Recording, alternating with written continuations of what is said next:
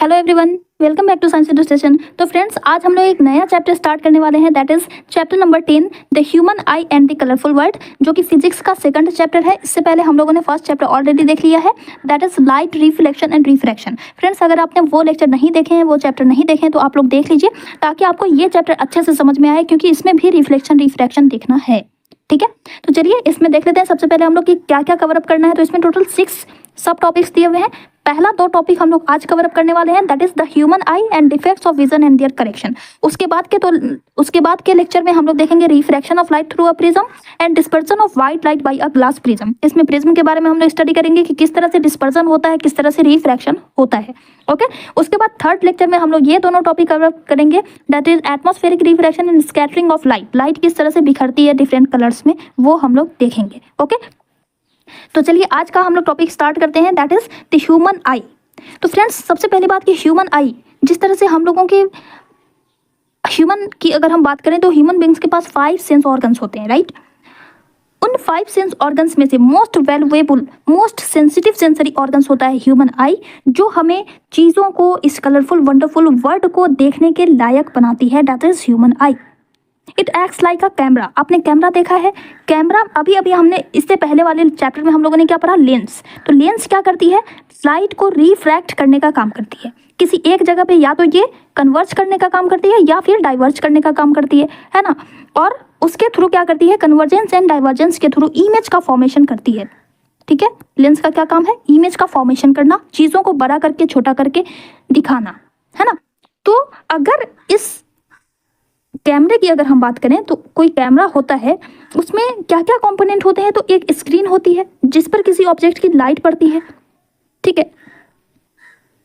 इसके अंदर एक लेंस लगा हुआ होता है, वो लेंस उस लाइट रे को रिफ्रैक्ट करता है, और आगे पीछे की तरफ एक सेंसर लगा हुआ होता है, एक स्क्रीन लगी हुई होती है, लाइट सेंसिटिव स्क्रीन, जिस पर हमें इसकी इमेज मिलती है, इसकी इमेज बनती है। तो जिस तरह से ये काम कर रहा है, जिस तरह से ये कैमरा काम करता है ना, बिल्कुल इसी कैमरा की तरह होती है हमारी आईज, जिसे हम आई बॉल कहते हैं। आइए इसके स्ट्रक्चर को समझते हैं। इसके शेप की अगर हम बात करें तो ये स्फेरिकल शेप का होता है, जिसका डायमीटर होता है 2.3 centimetre approximately. Look at this, ये है आइस, जो कि अंदर से कुछ इस तरह की दिखाई देती है। तो इसका ये जो डायमीटर होता है ना, ये 2.3 सेंटीमीटर होता है, ठीक है, 2.3 सेंटीमीटर होता है। अब इसके स्ट्रक्चर की हम बात करें तो सबसे आउटर मोस्ट थीन मेम्ब्रेन जो होती है, जिसके थ्रू लाइट इंटर करती है, ये जो ट्रांसपेरेंट बल्ज दिख रहा है आपको, ये जो उभरा हुआ ट्रांसपेरेंट मेम्ब्रेन दिख रही है ना आपको आइज के ऊपर, सबसे आउटर मोस्ट लेयर, उसे कहते हैं कॉर्निया। ठीक है, अब किसी भी ऑब्जेक्ट से लाइट आ रही होती है तो उसका मोस्ट ऑफ द रिफ्रैक्शन जो होता है वो इसी पार्ट के थ्रू हो जाता है।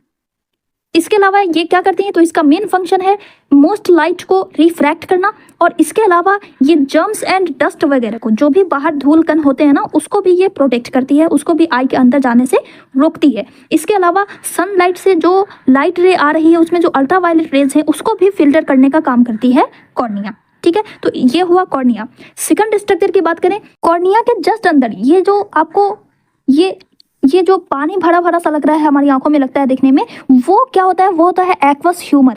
ठीक है, जो कि कॉर्निया एंड लेंस, आई में जो लेंस लगी हुई होती है जिसके थ्रू हम चीज़ों को देख पाते हैं, उस लेंस एंड कॉर्निया के बीच में कुछ लिक्विड भरा हुआ होता है, जो कि इस कॉर्निया एंड आई लेंस को न्यूट्रिशन भी प्रोवाइड करता है, एज वेल एज एटमॉस्फेयर का जो प्रेशर होता है एंड आई का जो ब्लड प्रेशर होता है, इन दोनों को बैलेंस करने का काम करता है। This liquid is called aqueous humour, इसको कहा जाता है एक्वस ह्यूमर।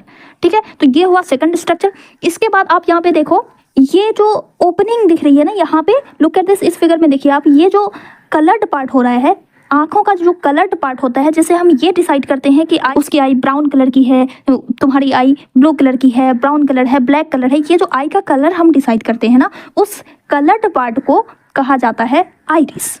ठीक है, इस कलर्ड पार्ट को क्या कहते हैं, आइरिस कहते हैं। ये एक मस्कुलर डायफ्राम होता है। डायफ्राम यानी कि जिसमें कॉन्ट्रैक्शन एंड रिलैक्सेशन की खूबी होती है।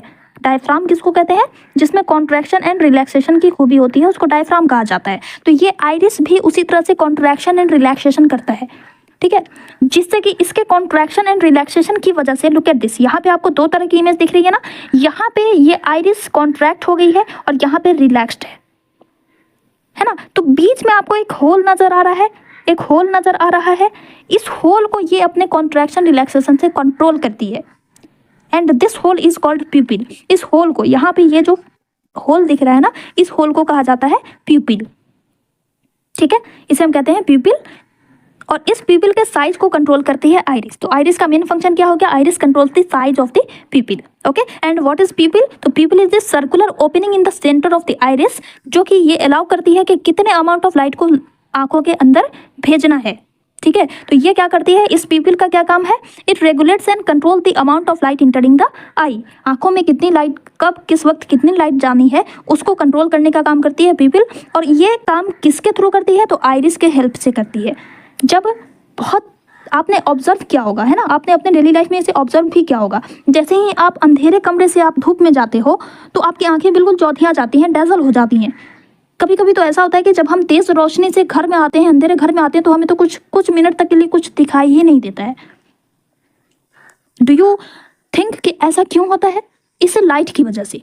जब हमारी आंखों पर बहुत तेज लाइट आ रही होती है ना, तो उस टाइम पे ये जो आइरिस होती है वो कॉन्ट्रैक्ट हो जाती है, कंस्ट्रिक्ट हो जाती है, ताकि प्यूपिल का साइज छोटा हो।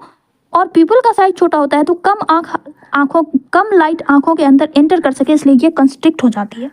और जब अंधेरा होता है, जब डिम लाइट होती है, कम रोशनी होती है, तो कम रोशनी में ज़्यादा लाइट की ज़रूरत होती है ना, तो ये आइरिस क्या करती है? उस टाइम में रिलैक्स हो जाती है। इसके रिलैक्सेशन की वजह से प्यूपिल का साइज बढ़ जाता है और ज़्यादा अमाउंट में लाइट इंटर कर पाती है और हम चीज़ों को देख पाते हैं। तो इस तरह से आइरिस एंड प्यूपिल दोनों मिल करके अमाउंट ऑफ लाइट को रेगुलेट एंड कंट्रोल करने का काम करते हैं। ब्राइट इन्वायरमेंट में प्यूपिल में कंस्ट्रिक्शन होता है एंड डार्क इन्वायरमेंट में प्यूपिल में डायलेशन होता है। डायलेशन मतलब फैलना, कंस्ट्रिक्शन मतलब सिकुड़ना। ठीक है, नाउ इसके बाद आता है आपका फिफ्थ स्ट्रक्चर, आता है आपका आई लेंस। अब यहाँ से लाइट एंटर करी, ये लाइट इस होल के थ्रू, जिसे हम प्यूपिल कहते हैं, उस प्यूपिल के थ्रू इंटर करती है और इस जेली लाइक मटेरियल पर पड़ती है, जो कि एक ट्रांसपेरेंट मटेरियल है, जो कि एक फ्लेक्सिबल मटेरियल है, जो बिल्कुल छोटा बड़ा हो सकता है, उसमें फ्लेक्सिबिलिटी होती है। उस मटेरियल को कहते हैं आई लेंस। ठीक है, अगर इसके स्ट्रक्चर की आप बात करें तो लुक एट दिस, ये बिल्कुल कन्वेक्स लेंस की तरह दिख रहा है ना। तो आई लेंस हमारी किस तरह की होती है, किस शेप की होती है, किस टाइप की होती है? तो उसमें कन्वेक्स लेंस होता है, वो नेचुरल कन्वेक्स लेंस होती है, जो कि फाइबरस जेली लाइक मटेरियल की बनी हुई होती है। एंड ये क्या करती है? ये जो लाइट आ रही है, हम कोई भी ऑब्जेक्ट को देख रहे हैं तो कैसे देख पाते हैं? उससे लाइट आ रही होती है, उस लाइट को ये कन्वर्ज करने का काम करती है। Convex lens is what? Converging lens. तो ये कन्वर्ज करने का काम करती है और उस लाइट को कन्वर्ज करके एक लाइट सेंसिटिव स्क्रीन लगा हुआ होता है हमारी आई बॉल के जस्ट पीछे। उस लाइट सेंसिटिव स्क्रीन पर इसका इमेज बनाती है। आई लेंस का क्या काम है? ये लाइट को रिफ्रैक्ट करके लाइट सेंसिटिव स्क्रीन पर उसकी इमेज बनाती है, उसको फोकस करती है। ठीक है, and because this is convex lens, तो ये एक रियल एंड इन्वर्टेड इमेज यहाँ पे बनाती है। ठीक है, एंड जिस स्क्रीन पर इस इमेज का फॉर्मेशन हो रहा है, उस लाइट सेंसिटिव स्क्रीन को कहा जाता है रेटिना। इसे हम क्या कहते हैं? रेटिना कहते हैं। उसी रेटिना पे, इस रेटिना में ना बहुत सारे लाइट सेंसिटिव सेल्स होते हैं। ठीक है, रेटिना में बहुत सारे लाइट सेंसिटिव सेल्स होते हैं, जो कि इस लाइट एनर्जी को एब्जॉर्ब करते हैं और उस लाइट एनर्जी को ये कन्वर्ट करते हैं किसमें? इलेक्ट्रिकल एनर्जी में। ठीक है, तो रेटिना का मेन फंक्शन क्या होता है? ऑप्टिकल सिग्नल्स को इलेक्ट्रिकल सिग्नल्स में कन्वर्ट करना, इलेक्ट्रिकल सिग्नल्स में कन्वर्ट करना। इलेक्ट्रिकल इम्पल्स जनरेट करती है ताकि उसे फर्दर प्रोसेसिंग के लिए भेजा जा सके। ओके, अच्छा, अब देखो यहाँ पे एक मोस्ट इंपॉर्टेंट थिंग आती है, इसको आप ध्यान से सुनिएगा। अब हमने देखा था लेंस में, तो लेंस में क्या होता है कि लेंस में डिफरेंट टाइप की इमेज बनाने के लिए हम इस स्क्रीन को आगे पीछे मूव करते हैं ताकि उस स्क्रीन पे इमेज का फॉर्मेशन हो सके, राइट। लेकिन इसमें जो स्क्रीन लगी हुई है, जिसे हम रेटिना कहते हैं, उस स्क्रीन को तो हम आगे पीछे मूव नहीं कर सकते हैं, क्योंकि ये जो आई बॉल का साइज है वो तो बिल्कुल फिक्स है, उसे तो हम चेंज नहीं कर सकते हैं, है ना। तो अब डिफरेंट लोकेशन पे हम देख रहे होते हैं, कभी हम नज़दीक में देखते हैं, कभी हम दूर की चीज़ों को देखते हैं, डिफरेंट टाइप के डिफरेंट एंगल्स पे हम चीज़ों को देख रहे होते हैं। तो उसकी इमेज इसी रेटिना पर बननी है, तो इसके लिए इस आई लेंस को अपना साइज एडजस्ट करना पड़ेगा, है ना। एज वी नो के जब फोकल लेंथ घटता बढ़ता रहता है तो ऑब्जेक्ट का जो इमेज बन रहा है उसकी भी लोकेशन घटती बढ़ रही होती है ना।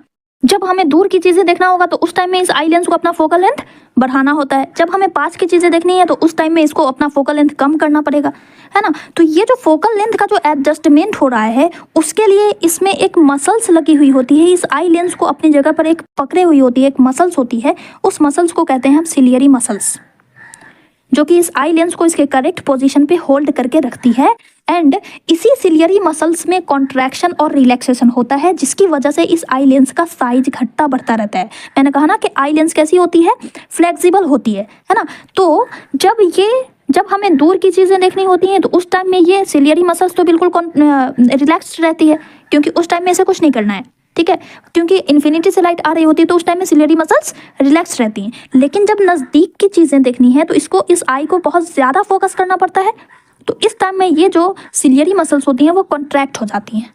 तो इस तरह से लाइट आई लेंस का जो कर्वेचर होता है, ये जो कर्व्ड होता है ना, इसको कहते हैं कर्वेचर, ठीक है। तो इस कर्वेचर को मॉडिफाई करने का काम करती हैं सिलियरी मसल्स। मेन फंक्शन क्या हुआ इसका, it modifies the curvature of the eye lens to enable the views of distant object and nearby object, ठीक है। अब उसके बाद अब यहाँ पे आपको देखिए ये जो खाली पार्ट दिख रहा है ना, इस खाली पार्ट में कुछ ट्रांसपेरेंट फ्लूइड फिल्ड होते हैं जिसे हम कहते हैं विट्रियस ह्यूमर। ये लेंस से लेकर के पीछे का जो रेटिना है वहाँ तक इस पूरे पार्ट में, इस पूरे स्पेस में, इसके बीच का जो स्पेस है उसमें एक लिक्विड भरा हुआ होता है जिसे हम कहते हैं विट्रियस ह्यूमर। ये क्या करता है, ये इस आई बॉल के शेप को मेंटेन करके रखता है। विट्रियस ह्यूमर का क्या काम है, आई बॉल के शेप को मेंटेन करके रखना। अगर विट्रियस ह्यूमर नहीं होगा तो आई तो पिचक जाएगी ना, बिल्कुल ये वाली लेयर और ये वाली लेयर दोनों चिपक जाएंगे एक दूसरे से। तो इस शेप को मेंटेन करने का काम कौन करता है, विट्रियस ह्यूमर। तो इस तरह से आईज में दो टाइप के फ्लूइड होते हैं, एक होता है एंटेरियर पार्ट में, एक होता है इस एंटेरियर पार्ट में जिसे हम कहते हैं एक्वस ह्यूमर, और एक होता है पोस्टीरियर पार्ट में। पोस्टीरियर यानी कि पीछे का पार्ट। तो पोस्टीरियर पार्ट में जो लिक्विड होता है उसे हम कहते हैं विट्रियस ह्यूमर। ये दोनों चीजें आपको याद रखनी है, ओके।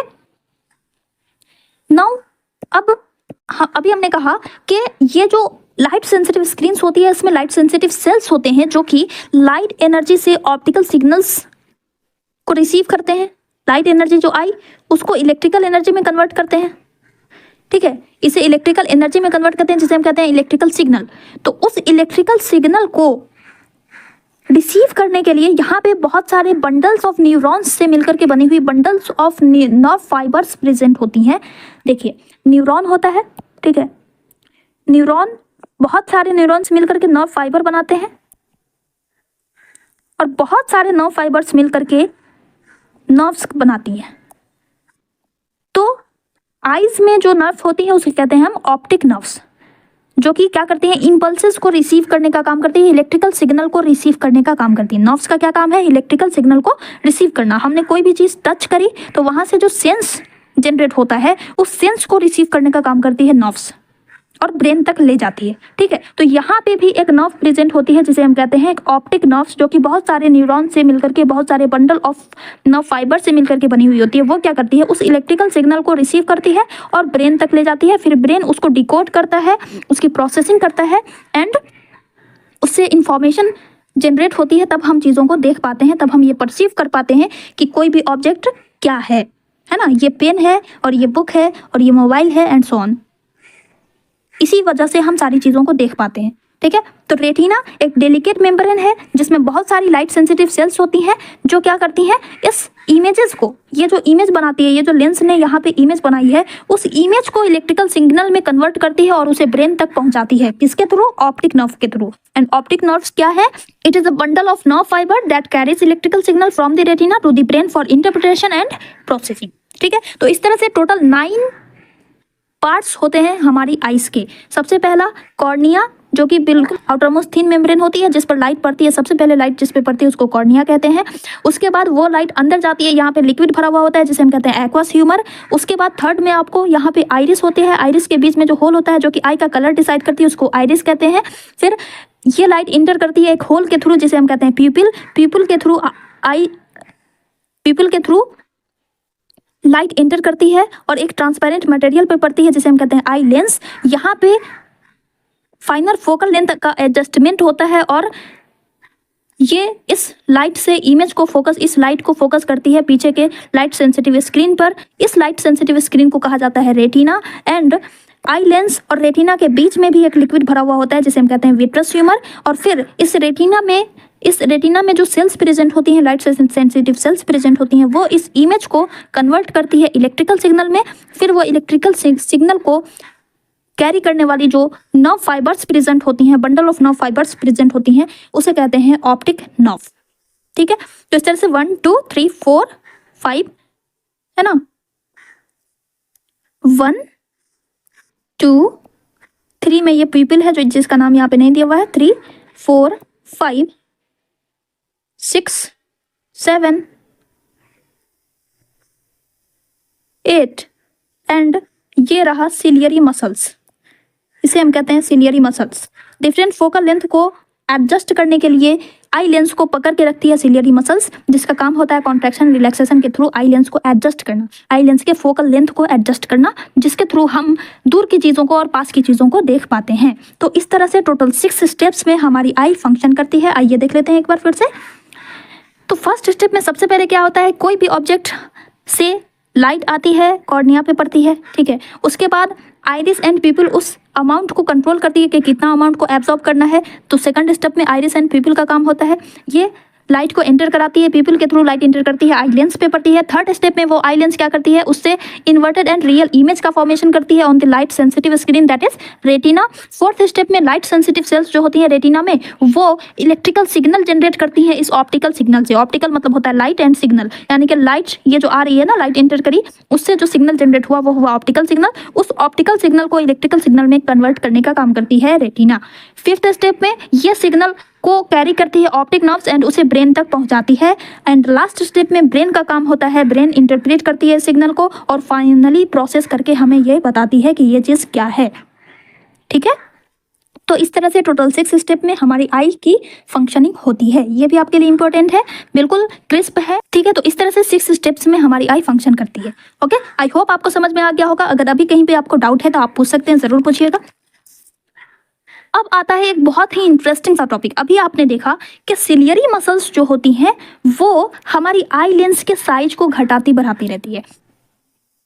फोकल लेंथ होता है, हमारी आई लेंस का जो फोकल लेंथ होता है, उस फोकल लेंथ को घटाने बढ़ाने का काम करती है सिलियरी मसल्स। इसी फोकल लेंथ के इंक्रीज और डिक्रीज होने की वजह से ही हम दूर की चीज़ों को, डिफरेंट पोजीशन पे रखी हुई चीज़ों को देख पाते हैं। तो ये जो एबिलिटी है इस आई लेंस की अपने फोकल लेंथ को एडजस्ट करने की, उस एबिलिटी को कहा जाता है एकोमोडेशन। एकोमोडेशन मीन्स होता ही है एडजस्टमेंट, इसका मीनिंग ही होता है एडजस्टमेंट। ठीक है, इसका मीनिंग ही होता है एडजस्टमेंट। तो आई लेंस की वो एबिलिटी, फोकल लेंथ को एडजस्ट करने की एबिलिटी को एकोमोडेशन कहा जाता है। अब ये एकोमोडेशन किस तरह से होता है, तो आइए देखते हैं। तो देखिए, जब हम दूर की चीज़ें देख रहे होते हैं, है ना, जैसे कि कोई ऑब्जेक्ट दूर है यानी कि इन्फिनिटी पे है, तो जब हम दूर की चीज़ें देख रहे होते हैं तो वहाँ से जो भी लाइट आ रही है वो पैरेलल आ रही है, राइट। ये तो हमने पढ़ा है ना प्रीवियस चैप्टर में। तो इन्फिनिटी से आने वाली सारी लाइट रेज पैरेलल होती हैं। ये पैरेलल रेज को रेटिना पर फोकस करने के लिए, ये है रेटिना, ठीक है, इस रेटिना पे फोकस करने के लिए इसको कम बेंड करना पड़ता है। लुक एट दिस, यहाँ पे आप देखो, यहाँ पे कोई ऑब्जेक्ट है, यहाँ से लाइट रे आ रही है, तो आप यहाँ से अगर सीधी रे खींचोगे, नॉर्मल खींचोगे, तो लुक एट दिस, यहाँ पे कम एंगल बन रहा है, राइट। यानी कि कम बेंड करना पड़ता है, आई लेंस को कम बेंड करना पड़ता है, यानी कि इस आई लेंस को पावर की कम ज़रूरत होती है, कम पावर की रिक्वायरमेंट होती है। ऐसी सिचुएशन में ये जो सिलियरी मसल्स होती हैं ना, वो रिलैक्स्ड होती हैं। यहाँ पे गलत लिखा हुआ है, ये रिलैक्स्ड होती हैं एंड यहाँ पे कॉन्ट्रैक्ट होगा, ठीक है, एक गलत लिखा हुआ है यहाँ पे। तो जब हम दूर की चीजें देख रहे होते हैं उस टाइम में सिलियरी मसल्स रिलैक्स करती हैं, जिसकी वजह से अब रिलैक्स होगा तो यहाँ पे अब देखो, जैसे कि ये सिलियरी मसल्स इस तरह से अटैच्ड है, ठीक है, ये इधर से अटैच्ड है और ये इधर से अटैच्ड है। तो जब ये कॉन्ट्रैक्ट होगी तो ये इस तरफ बढ़ेगी, ऐसे बढ़ेगी, ठीक है, यहाँ पे है और इधर लगी हुई है, बीच में लेंस है। तो जब कॉन्ट्रैक्ट होगी तो इधर से बढ़ेगी, ये इधर से बढ़ेगी। तो यहाँ पे इस कंडीशन में क्या होगा, जब कॉन्ट्रैक्ट करेगी तो आई लेंस गोल हो जाएगा और जब रिलैक्स करेगी तो आई लेंस खींचा जाएगा, ऐसे ऐसे खींचा जाएगा। समझ रहे हो? तो जब सिलियरी मसल्स रिलैक्स करती हैं तो इस कंडीशन में आई लेंस पतली हो जाती है। जब सिलियरी मसल्स रिलैक्स करती है तो आई लेंस थिन हो जाती है। और जब हम नज़दीक की चीज़ों पर फोकस कर रहे होते हैं तो उस समय में जो लाइट आ रही है वो ज़्यादा बेंड होती है, डाइवर्ज लाइट होती है, डाइवर्ज्ड, है ना, बिखरी हुई लाइट होती है। उस बिखरी हुई लाइट को रेटिना पर फोकस करने के लिए आई लेंस को ज़्यादा बेंड करना पड़ता है, ज़्यादा मेहनत करनी पड़ती है इसको बेंड करने के लिए, ठीक है। तो ज़्यादा बेंड करना है इसलिए इसको पावर चाहिए, ज़्यादा चाहिए होता है। तो आपने देखा कि इस कंडीशन में कम पावर की ज़रूरत है, इस कंडीशन में ज़्यादा पावर की ज़रूरत है, लेकिन लेंस तो एक ही है। अब हम इस आई लेंस को तो चेंज नहीं कर सकते हैं क्योंकि ये तो नेचुरल लेंस है, तो इसे तो हम बदल नहीं सकते, हमारी आई में तो एक ही लेंस प्रेजेंट है। तो इस पावर को कम करने के लिए और ज़्यादा करने के लिए क्या चाहिए भाई, तो इसके लिए यहाँ पे इंपॉर्टेंट रोल प्ले करती है सिलियरी मसल्स। जब पावर कम करना होता है तो eye lens ciliary muscles relax हो जाती है, रिलैक्स होने की वजह से क्या होता है, आई लेंस पतली हो जाती है, ठीक है। इधर से इसने खींच लिया, इस तरफ खींचा, इधर से इसने इस तरफ खींच लिया, सिलियरी मसल्स अपोजिट डायरेक्शन में खींच लेती है, आई लेंस पतली हो गई। जब आई लेंस पतली हो गई तो लुक एट दिस, इसका कर्वेचर कम हो गया। अब कर्वेचर जो कम हो जाएगा तो जाहिर सी बात है ना कि फोकल लेंथ इंक्रीज हो जाएगा। तो इस बात को समझो, देखो पहले ये आई लेंस इतनी मोटी थी, है ना, इतनी मोटी थी, तो इससे आप अगर बनाओगे तो ये इस तरह से बनेगी, ठीक है। तो यहाँ पे सेंटर है, इसका फोकल लेंथ इतना हुआ। अब अगर हम इसका कर्वेचर कम करते हैं तो कम करने का मतलब यहाँ इधर से देखो, आप मान लेते हैं कि हमने यहाँ से यहीं तक का लेंस लिया, ठीक है, कर्वेचर कम करने के लिए हमने लिया इस तरह से। तो अब इससे जो गोला बनेगा, इससे जो स्फेयर बनेगा वो तो छोटा बनेगा ना गोल करने के लिए, तो इसका फोकल लेंथ कम नहीं हो गया, पहले इतना था और अब इतना सा हो गया। तो कर्वेचर बढ़ेगा तो फोकल लेंथ कम होगा, ये ध्यान में रखिएगा, कर्वेचर कम होगा तो फोकल लेंथ बढ़ेगा, ठीक है। और एज वी नो कि पावर भी इनवर्सली प्रोपोर्शनल होता है फोकल लेंथ का, तो जब फोकल लेंथ बढ़ेगी तो पावर कम होगा, है ना। इस कंडीशन में फोकल लेंथ बढ़ेगी तो पावर कम होगा। और जब सिलियरी मसल्स कॉन्ट्रैक्ट करती हैं तो ये आई लेंस गोल हो जाती है, थोड़ी सी गोल हो जाती है, इसका कर्वेचर जो है बढ़ जाता है ना, ज़्यादा कर्व हो गई, इस तरह से कर्व हो गई तो इसका कर्व बढ़ गया। तो सिलियरी मसल कॉन्ट्रैक्ट हुई, आई लेंस मोटी हो जाती है, इसका कर्वेचर बढ़ जाता है तो फोकल लेंथ कम हो जाएगा, ठीक है। तो इस कंडीशन में क्या होता है, फोकल लेंथ डिक्रीज हो जाता है, पावर बढ़ जाता है। जब हमें नज़दीक की चीज़ें देखनी है तो हमें ज़्यादा पावर चाहिए, आंखों को, हमारी आइज़ को ज़्यादा पावर चाहिए, तो इसलिए ये पावर ज़्यादा करने के लिए क्या करेगी, फोकल लेंथ को कम करेगी। तो फोकल लेंथ को कम करने के लिए सिलियरी मसल्स क्या करती हैं, कॉन्ट्रैक्ट करती है, जिसकी वजह से आई लेंस थिक हो जाती है, कर्वेचर इंक्रीज होता है, फोकल लेंथ डिक्रीज हो जाता है, और इस तरह से हम नज़दीक की चीज़ों को देख पाते हैं, ठीक है। तो इस तरह से ciliary muscles major role play करती है हमारे विजन सिस्टम में। ये 2 पॉइंट आपको याद रखने बहुत इंपॉर्टेंट है कि सिलियरी मसल्स में जब रिलैक्सेशन होगा तब क्या होगा, जब हम दूर की चीज़ों को देखते हैं तब क्या होता है, और जब हम पास की चीज़ों को देखते हैं तब क्या होता है। तो ये स्लाइड आपके लिए बहुत इंपॉर्टेंट है, इसको आप बहुत अच्छे से याद कर लीजिएगा। बिल्कुल आप शॉर्ट नोट बनाते हो तो उसमें आपको इसे शामिल करना है, ठीक है।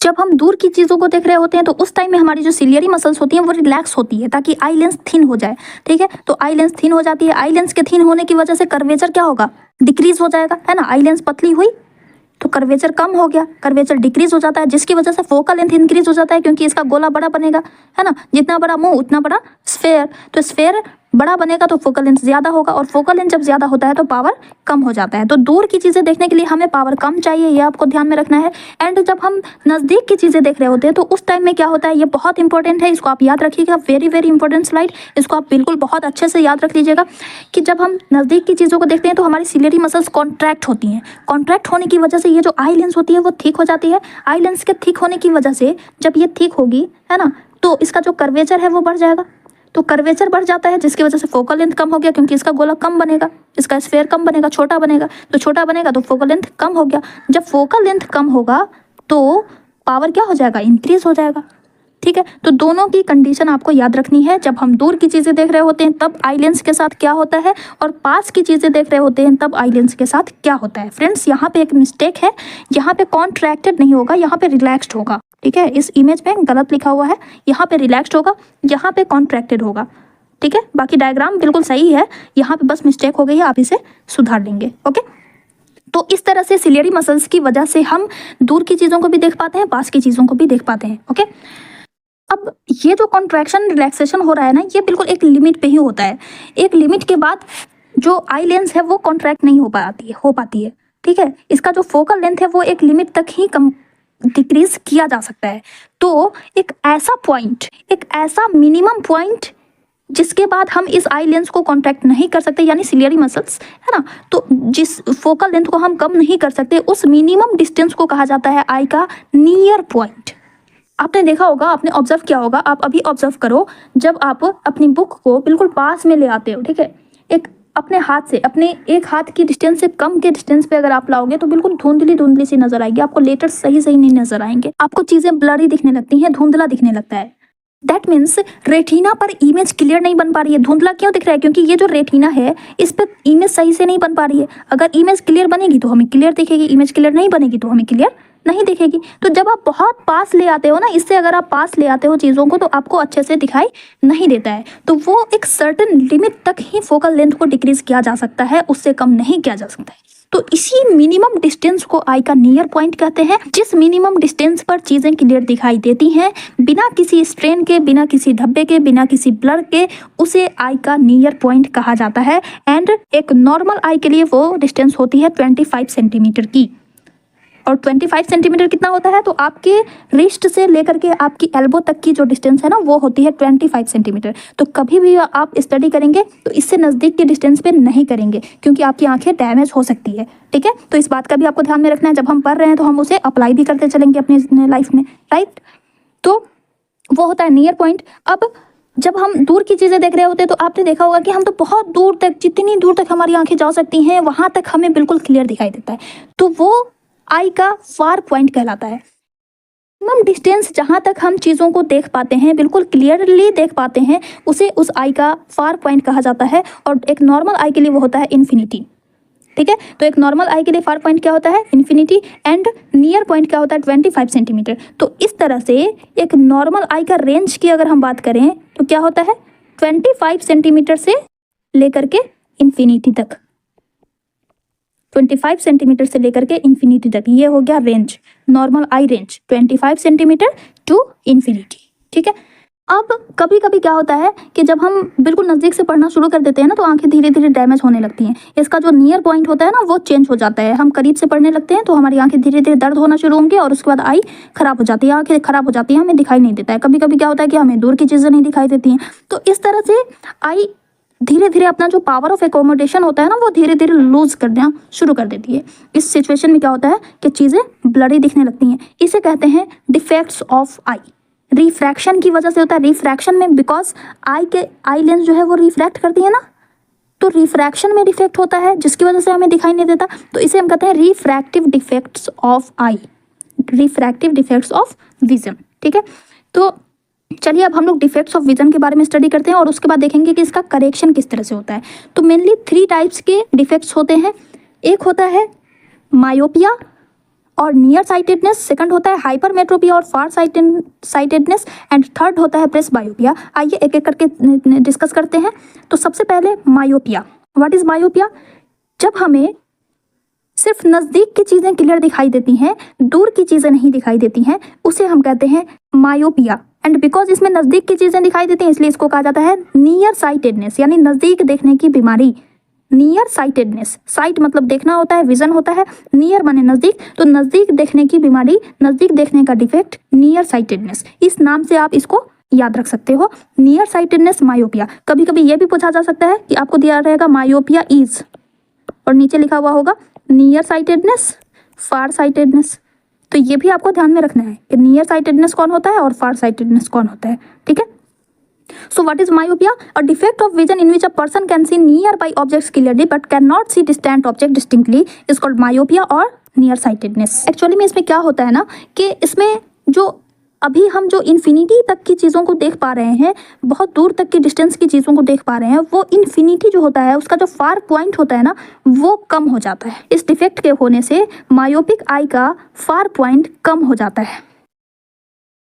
नियर पॉइंट तो ठीक है 25 सेंटीमीटर तक हमें दिखाई दे रहा है, लेकिन 25 सेंटीमीटर से इन्फिनिटी तक जो पहले दिखाई दे रहा था वो इन्फिनिटी अब घट करके हो जाता है 10 मीटर तक ही हमें दिखाई दे रही है। तो इन्फिनिटी क्या था? फार पॉइंट था, तो अब फार पॉइंट कम हो जाता है। Okay, so a person with this defect has the far point nearer then infinity. ये भी इंपॉर्टेंट है, आपको ध्यान में रखना है। इसमें फार पॉइंट शॉर्ट हो जाता है, फार पॉइंट शॉर्टेंस। अब दूर की चीजें हमें दिखाई क्यों नहीं देती हैं? तो इसमें ये होता है ना कि पहले इन्फिनिटी से जो पैरेलल रेज आ रही थी उसकी इमेज बन रही थी रेटिना पे। अब वो इन्फिनिटी घट करके एक निश्चित पॉइंट पे आकर के रुक गई, इन्फिनिटी से कम हो गई। अब इन्फिनिटी से कम होने की वजह से इसी पॉइंट तक की इमेज रेटिना पे बनती है, और इससे अगर हम दूर देखते हैं तो हाँ इसकी इमेज रेटिना पे बनती ही नहीं है। तो रेटिना पे जब बनेगी ही नहीं इमेज तो हमें कैसे दिखाई देगा? क्योंकि हमें तभी दिखाई देता है जब इमेज रेटिना पे बनती है, जब लाइट रेटिना पर फोकस होगी तभी हमें दिखाई देगा। तो यहाँ तक अभी तो हमारा फार पॉइंट बस इतना ही हो गया, यानी इसे हम मान लेते हैं 10 मीटर्स। तो 10 मीटर तक ही हमारा फार पॉइंट है, यहीं तक की इमेज रेटिना पे बन रही है। जब इससे हम दूर देख रहे हैं तो उसकी इमेज इस रेटिना से पहले ही बन जा रही है। इस कंडीशन में होता क्या है, इमेज रेटिना से पहले ही बनने लगती है, जिसकी वजह से हमें दिखाई नहीं देता है। अब ये इमेज जो है वो रेटिना से पहले क्यों बन रही है? तो इसके पीछे दो रीजन होता है। एक रीजन जो कि हमने अभी देखा कि फार पॉइंट शॉर्टर हो जाता है। अब फार पॉइंट शॉर्टर होने का क्या मतलब है कि इस कंडीशन में जो आई लेंस होती है ना उसका कर्वेचर बढ़ जाता है, आई लेंस जो है गोल हो जाती है, मोटी हो जाती है, जिसकी वजह से इसका फोकल लेंथ कम हो जाता है। तो पहले इस आई लेंस से यहाँ से लेकर के यहाँ तक इसकी फोकल लेंथ थी, तो इमेज यहाँ पे बन रही थी, ठीक है। अब क्या हुआ कि ये फोकल लेंथ कम हो गई, अब फोकल लेंथ रेटिना के आगे आ जाता है, जिसकी वजह से इमेज यहीं पे बन जा रही है। तो कैसे दिखाई देगा? तो इसलिए इन्फिनिटी से आ रही लाइट रे का की इमेज रेटिना पर नहीं बन पाती है, जिसकी वजह से हम दूर की चीज़ों को नहीं देख पाते हैं। सेकंड रीजन इसका होता है elongation of eye ball. Eye ball कभी कभी क्या होता है कि आई बॉल का साइज बढ़ जाता है। तो जब आई बॉल का साइज बढ़ जाएगा तो इस कंडीशन में क्या होता है कि तब भी इसकी जो फोकल लेंथ थी पहले यहीं पे, ये आई लेंस की पोजीशन तो चेंज नहीं हुई, तो आई लेंस की पोजीशन वही है। तो फोकल लेंथ पहले क्या था, पहले साइज इतनी थी तो यहीं पे थी रेटिना। अब आई बॉल का साइज बढ़ गया तो रेटिना चली गई पीछे और इमेज यहीं पे बन रही है। तो दोनों ही कंडीशन में क्या होता है, एक तो कि पहला रीजन कि excessive curvature of eye lens and elongation of eye ball, ये दो रीजन की वजह से मायोपिया होता है और हमें चीज़ें नहीं दिखाई देती हैं, ठीक है। तो इसमें आपको याद क्या क्या रखना है कि इसका फार पॉइंट इन्फिनिटी से कम हो जाता है। दूसरी बात आपको याद रखनी है कि ऑब्जेक्ट की इमेज कहाँ पे बनती है, in front of the retina, यानी कि रेटिना से पहले ही बन जाती है, बिफोर द रेटिना बन जाती है। रीजन क्या है, पहला रीजन कि आई बॉल का साइज बढ़ जाता है, जिसकी वजह से रेटिना से पहले ही इमेज बनने लगती है। दूसरा रीजन है कि आई लेंस का कर्वेचर इंक्रीज हो जाता है, जिसकी वजह से इमेज रेटिना से पहले बनने लगती है और हमें नहीं दिखाई देता है। नाउ करेक्शन की अगर हम बात करें तो अब देखिए, मायोपिया में हमें सिर्फ नज़दीक की चीज़ें दिखाई दे रही हैं। दैट मीन्स क्या कि पावर इंक्रीज हो गया है, पावर इंक्रीज हो गया है ना। कर्वेचर बढ़ा तो फोकल लेंथ कम हुआ, फोकल लेंथ कम होने का मतलब पावर बढ़ गया। तो इस कंडीशन में क्या हुआ, पावर बढ़ गया है। तो अब हमें इस पावर को कम करने की ज़रूरत है। तो अब आप बताइए कि पहले कन्वेक्स लेंस लगा हुआ है जिसकी पावर ज़्यादा हो गई है, तो पावर को कम करने के लिए क्या हम एक और कन्वेक्स लेंस लगा देंगे तो क्या पावर कम हो जाएगी या डबल हो जाएगी? पावर और इंक्रीज हो जाएगी। इसलिए पावर को कम करने के लिए हम अपोजिट नेचर का लेंस लगाते हैं, डेट इज कन्वेक्स लेंस। तो इसलिए यहाँ पे कन्वेक्स लेंस लगाया जाता है, चश्मे में कन्वेक्स लेंस लगाया जाता है और उस चश्मा को हम पहनते हैं तो हमें दूर की चीज़ें भी दिखाई देने लगती हैं। अब ये कनकेव लेंस किस तरह से काम करता है, तो लुक एट दिस।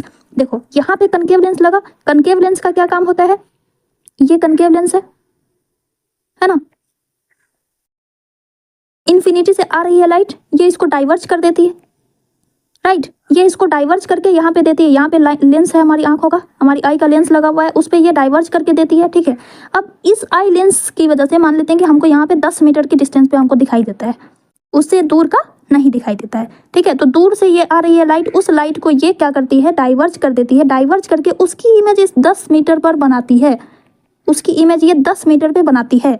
अब ये 10 मीटर की डिस्टेंस पर से ये इमेज हमारी आंखों पर जाती है, हमारी आंखों पर जाती है और तब जाकर के आंख उसको रिफ्रैक्ट कर देता है, कहाँ, रेटिना पर, ठीक है। उस तरह से तब यहाँ पे ये रेटिना है, उस पे इमेज बनती है और हम देख पाते हैं। तो ये डाइवर्ज करके देती है, ये लाइट रे को डाइवर्ज करके देती है ताकि इमेज का फॉर्मेशन रेटिना पर हो सके, ठीक है। तो इस तरह से कनकेव लेंस यानी डाइवर्जिंग लेंस लगा करके आई लेंस मायोपिया का करेक्शन किया जा सकता है, ठीक है। नाउ नेक्स्ट वन की बात करें तो दैट इज हाइपरमेट्रोपिया। अब इसमें क्या होता है, इसमें हम नज़दीक की चीज़ों को नहीं देख पाते हैं, दूर की चीज़ें हमें दिखाई देती हैं, नज़दीक की चीज़ें क्लियर नहीं दिखाई देती हैं, ठीक है। नज़दीक की चीज़ें क्लियर नहीं देती हैं, दूर की चीज़ें हमें दिखाई देती है, इसे हम कहते हैं हाई फार साइटेडनेस। बिकॉज दूर की चीज़ें दिखाई दे रही हैं, तो दूर देखने की बीमारी, दैट इज़ फार साइटेडनेस। नज़दीक में हम ला करके देखेंगे 25 सेंटीमीटर, तो वो हमें नहीं दिखेगा। तो इस कंडीशन में क्या होता है, नियर पॉइंट जो होता है वो 25 सेंटीमीटर से ज़्यादा हो जाता है, इंक्रीज हो जाता है, फार चला जाता है, दूर चला जाता है। पहले 25 सेंटीमीटर था, अब ये 25 सेंटीमीटर से पहुंच गया कहाँ, यहाँ पे 25 सेंटीमीटर से मान लो कि ये 50 सेंटीमीटर पे पहुंच गया। अब हमें 50 सेंटीमीटर से कम के डिस्टेंस पे हमें दिखाई नहीं देता है। इस कंडीशन को कहते हैं हाइपरमेट्रोपिया, जिसमें नज़दीक की चीज़ें नहीं दिखाई देती हैं, सिर्फ दूर का दिखाई देता है। तो इस कंडीशन में होता क्या है एक्चुअली में, कि इसमें नियर बाई ऑब्जेक्ट से जो लाइट रे आ रही होती है ना, वो रेटिना के पीछे जाकर के फोकस होने लगती है, जिसकी वजह से हमें चीज़ें दिखाई नहीं देती हैं। ये हमारा एक्चुअल पॉइंट है, ठीक है, नॉर्मल आई का पॉइंट है। और अब हो गया हाइपरमेट्रोपिक आई का नॉर्मल पॉइंट, ये हो गया। पहले यहाँ पे 25 सेंटीमीटर मान लो आप, ये 25 सेंटीमीटर और ये है 50 सेंटीमीटर, ये है 50 सेंटीमीटर, ठीक है। तो जब हम नज़दीक की चीज़ों का इमेज जो है वो रेटिना के पीछे बनने लगता है, जिसकी वजह से हमें चीज़ें दिखाई नहीं देती हैं। और जब हम 50 सेंटीमीटर के डिस्टेंस पर देखते हैं, तो 50 सेंटीमीटर के डिस्टेंस की इमेज रेटिना पर बनती है। उससे नज़दीक लाएंगे तो इमेज पीछे बनना शुरू हो जाती है, जिसकी वजह से हमें चीज़ें दिखाई नहीं देती हैं। अब ऐसा क्यों होता है, तो इसके पीछे दो रीज़न है। एक, आई लेंस का जो फोकल लेंथ होता है ना, इसमें क्या होता है कि आई लेंस का जो नियर पॉइंट है वो इंक्रीज हो गया। नियर पॉइंट इंक्रीज होने का क्या मतलब है कि इसका जो फोकल लेंथ होता है ना वो इंक्रीज हो जाता है। आई लेंस इसमें ज़्यादा पतली हो जाती है, आई लेंस थिन हो जाती है, जिसकी वजह से उसका जो फोकल लेंथ होता है वो इंक्रीज हो जाता है, यानी कि कर्वेचर कम हो जाता है, आई लेंस मोटी हो जाती है। लुक एट दिस, यहाँ पे मोटा फिगर बना हुआ है डायग्राम में, मोटा बना हुआ है आई लेंस। दैट मीन्स क्या कि आई लेंस थिक हो जाती है। इस कंडीशन में थिक होने की वजह से फोकल लेंथ ज्यादा हो जाता है। फोकल लेंथ ज्यादा होने का क्या मतलब है कि इसमें पावर कम हो गई है ना, और नजदीक की चीजें फोकस करने के लिए हमें ज्यादा पावर चाहिए, है ना। तो पावर कम हो जाने की वजह से हमें नजदीक की चीजें नहीं दिखाई देती हैं, सिर्फ और सिर्फ दूर की चीजें दिखाई देती हैं, फार साइटेडनेस। ओके, एक रीजन तो ये हो गया कि आई लेंस का फोकल लेंथ इंक्रीज हो जाता है। दूसरा रीजन है आई बॉल का शॉर्ट हो जाना, छोटा हो जाना। अब पहले आई बॉल इस तरह की थी, अब आई बॉल यहाँ से इस तरह से हो गई छोटी, आई बॉल छोटी हो गई। तो अब इमेज पीछे बन रही है, बनना था आगे, यहाँ पे रेटिना पे बन रही है पीछे, तो इस कंडीशन में भी दिखाई नहीं देता है। तो इसके दो रीजन हो जाते हैं, एक फोकल लेंथ का इंक्रीज हो जाना और एक आई बॉल का शॉर्ट हो जाना, ठीक है। तो हाइपरमेट्रोपिक आई में क्या होता है, इमेज रेटिना के पीछे बनने लगती है, ये पॉइंट आपको याद रखना है। अब इसका करेक्शन की बात करें तो इसमें बिकॉज पावर कम हो गया है ना, तो पावर बढ़ाने के लिए हम क्या करेंगे, सेम नेचर का लेंस ऐड करेंगे, है ना। तो इसके लिए हम कन्वेक्स लेंस अप्लाई करते हैं। चश्मे में कौन सा लेंस लगता है, कन्वेक्स लेंस लगता है। अब ये कन्वेक्स लेंस क्या करती है, ये लाइट रे को कन्वर्ज करके आई लेंस को देती है, ताकि वो सही जगह पर इमेज का फॉर्मेशन कर सके, ठीक है। तो यहाँ पर की चीज़ें हमें दिखाई दे रही है ना, तो यहाँ से लाइट रे आती है, तो ये हमें नज़दीक की चीज़ें नहीं दिखाई दे रही है, इस 25 सेंटीमीटर की चीज़ें नहीं दिखाई दे रही है ना। तो इस यहाँ पे कोई ऑब्जेक्ट रखा हुआ है, उस ऑब्जेक्ट की लाइट रे को ये कन्वर्ज करती है, ठीक है। ये थोड़ा सा लेंस पे इस तरह से कन्वर्ज करती है और कन्वर्ज करके उसकी इमेज बनाती है ये इसी पॉइंट पे जहाँ पर हमको दिखाई देता है, ठीक है। फिर से समझाते हैं। देखिए, सपोज हमने क्या सपोज किया कि हमें 50 सेंटीमीटर पर दिखाई दे रहा है, हमें 50 सेंटीमीटर से कम पे दिखाई नहीं देता है, नज़दीकी हमारी खराब हो गई है, हमें सिर्फ दूर का दिखाई दे रहा है। तो इस कंडीशन में ये 50 सेंटीमीटर से लेकर के 25 सेंटीमीटर, यहाँ पे 25 है, ठीक है। तो 25 से 50 सेंटीमीटर के बीच में अगर कोई ऑब्जेक्ट रखा हुआ है, तो उस ऑब्जेक्ट से जो लाइट रे आ रही है उसको ये कन्वर्ज करके उसकी इमेज 50 सेंटीमीटर पे बनाती है, ठीक है। ये यहाँ पे पॉइंट पे, इस पॉइंट पे 25 सेंटीमीटर ऑब्जेक्ट रखा हुआ है, उसकी इमेज को इस कन्वेक्स लेंस ने क्या करा, थोड़ा सा कन्वर्ज कर दिया, और कन्वर्ज करने की वजह से ये जो रिफ्रैक्ट होती है तो उसकी इमेज बनती है 50 सेंटीमीटर की डिस्टेंस पर, 50 सेंटीमीटर की डिस्टेंस पे यहाँ पे इमेज बन रही है। तो पहले हमें कहाँ पे दिखाई दे रहा था, 50 सेंटीमीटर पे, तो 50 सेंटीमीटर पर ही इमेज बनती है। अब इस ऑब्जेक्ट से जो लाइट रे आती है वो हमारी आई पे पड़ती है इस तरह से, और उसकी इमेज रेटिना पर बनती है, जिसकी वजह से हम देख पाते हैं। तो इस तरह से कन्वेक्स लेंस लगा करके हाइपरमेट्रोपिया या फार साइटेडनेस को करेक्ट किया जा सकता है, ठीक है। नाउ थर्ड वन आता है प्रेसबायोपिया। प्रेसबायोपिया में ये अक्सर एज्ड पर्सन में देखने को मिलता है, जो बूढ़े हो जाते हैं 45+ के हो जाते हैं ना, उनमें ये चीज़ें देखने को मिलती हैं, ये प्रॉब्लम देखने को मिलता है। इसमें क्या होता है कि धीरे धीरे जैसे जैसे हमारी एज बढ़ती जाती है ना, हमारी एज जैसे जैसे बढ़ती जाती है ना, वैसे वैसे जो आई है वो फंक्शन करना कम करने लगती है। इसकी जो फ्लेक्सिबिलिटी होती है, आई लेंस की जो फ्लेक्सिबिलिटी होती है, इसका जो पावर ऑफ एकोमोडेशन होता है वो धीरे धीरे लॉस होने लगता है। और एज अ रिजल्ट क्या होता है कि हम नज़दीक की चीज़ों को नहीं देख पाते हैं। दूर की चीज़ें देखने के लिए तो हमें सिलियरी मसल्स में कॉन्ट्रैक्ट करने की कोई ज़रूरत नहीं होती है ना, दूर की चीज़ें ही नज़दीक की चीज़ें ही देखने के लिए कॉन्ट्रैक्ट करना पड़ता है। तो सिलियरी मसल्स जो होती हैं वो वीक हो जाती हैं, बुढ़ापा आ जाता है, धीरे धीरे एज बढ़ रही है ना। तो उस टाइम में क्या होता है, आई प्रॉपर फंक्शन करना बंद कर देती है, धीरे धीरे इसकी सिलियरी मसल्स वीक हो जाती हैं, आई लेंस में फ्लेक्सिबिलिटी कम हो जाती है, जिसकी वजह से क्या होता है कि नियर पॉइंट जो होता है वो धीरे धीरे रिसीड्स अवे हो जाता है, यानी दूर हो जाता है, दूर हो जाना। रिसीड्स मतलब दूर हो जाना, ठीक है। तो आई नियर पॉइंट जो होता है आई का, नॉर्मल आई का, वो 25 से बढ़ करके ज़्यादा हो जाता है, 50 सेंटीमीटर मान लो कि हो जाता है। तो अब 50 सेंटीमीटर पर ही हम देखेंगे, उससे नज़दीक हमें दिखाई नहीं देता है। कभी कभी क्या होता है कि मायोपिया और हाइपरमेट्रोपिया दोनों ही साथ साथ हो जाता है, यानी नज़दीकी भी खराब हो गई, 25 पे भी नहीं दिखाई दे रहा है और दूर का भी नहीं दिखाई दे रहा है, इन्फिनिटी पे भी नहीं दिखाई, पूरी आँख ही चौपट हो जाती है। तो इस कंडीशन को हम कहते हैं प्रेसबायोपिया, जिसमें नियर बाई ऑब्जेक्ट दिखाई देना बिल्कुल ही बंद हो जाते हैं। और ये होता क्यों है, तो सिलियरी मसल्स वीक हो जाती हैं और दूसरा आई लेंस की फ्लेक्सिबिलिटी कम हो जाती है। बिकॉज सिलियरी मसल्स वीक हो गई है तो उसमें कॉन्ट्रैक्शन नहीं होगा, जिसकी वजह से आई लेंस फ्लेक्सिबल नहीं रह पाती हैं। तो ये दो रीज़न होते हैं प्रेसबायोपिया के, और इसका करेक्शन करने के लिए हम बाईफोकल लेंस का यूज़ करते हैं। बाईफोकल लेंस क्या होता है, तो बाईफोकल लेंस जैसे कि ये चश्मा है,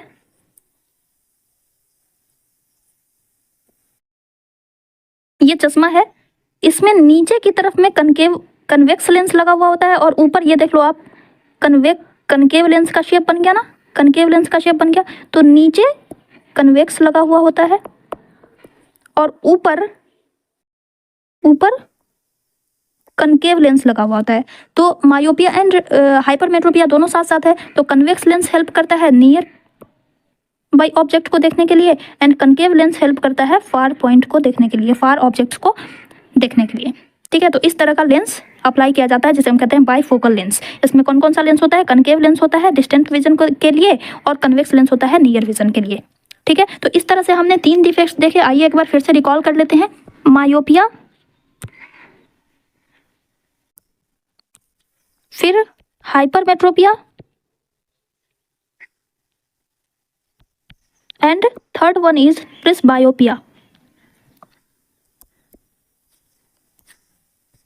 मायोपिया में क्या होता है, नज़दीक की चीज़ें दिखाई देती है, नियर साइटेडनेस, सिर्फ नज़दीक का ही दिखाई देता है। हाइपरमेट्रोपिया में सिर्फ दूर का ही दिखाई देता है, फार साइटेडनेस। प्रेसबायोपिया में नियर एंड फार दोनों ही खराब हो जाता है ना।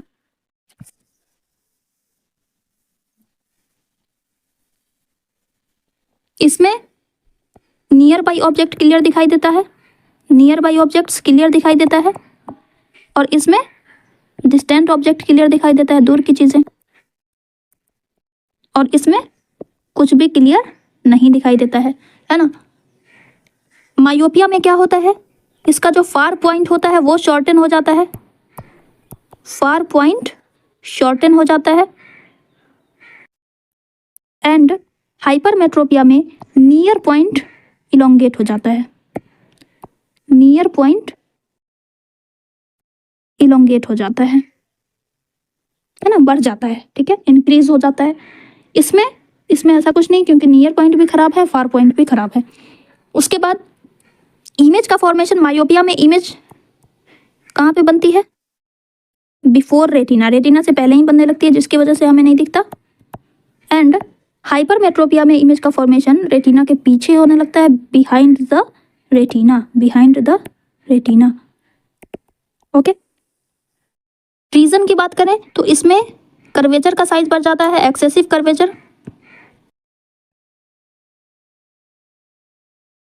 इसमें कर्वेचर बढ़ जाता है, और आई बॉल भी बढ़ जाता है। इसमें क्या होता है, इसमें फोकल लेंथ बढ़ जाता है, यानी कर्वेचर कम हो जाता है ना, फोकल लेंथ बढ़ जाता है, आई बॉल छोटी हो जाती है। करेक्शन की बात करें तो मायोपिया में हम कनकेव लेंस का यूज करते हैं एंड इसमें कन्वेक्स लेंस का, एंड प्रेसबायोपिया में बाइफोकल लेंस का यूज किया जाता है। ठीक है, तो इतनी सारी चीजें आपको ध्यान में रखनी है। ओके, अब आइए हम लोग क्वेश्चन आंसर देख लेते हैं, आज का इंटरेस्ट क्वेश्चन, और इसी के साथ ये सेशन कंप्लीट हो जाएगा। तो फर्स्ट क्वेश्चन है, what is meant by power of accommodation of the eye.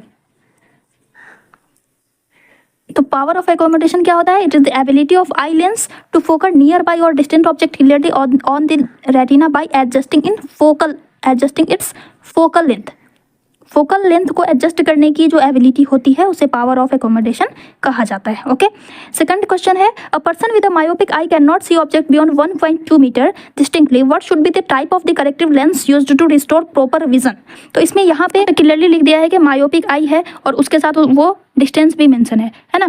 तो इसमें आपको यहाँ पे इस पर्सन का जो फार पॉइंट है वो भी यहाँ पे मेंशन है, तो आपको पावर भी निकालना होगा। ओके, सो कैसे हम इसे सॉल्व करेंगे? अब देखिए यहाँ पे 1.2 मीटर तक की चीज़ें दिखाई दे रही हैं, डेट मीन्स कि ये इसका फोकल लेंथ हो जाएगा।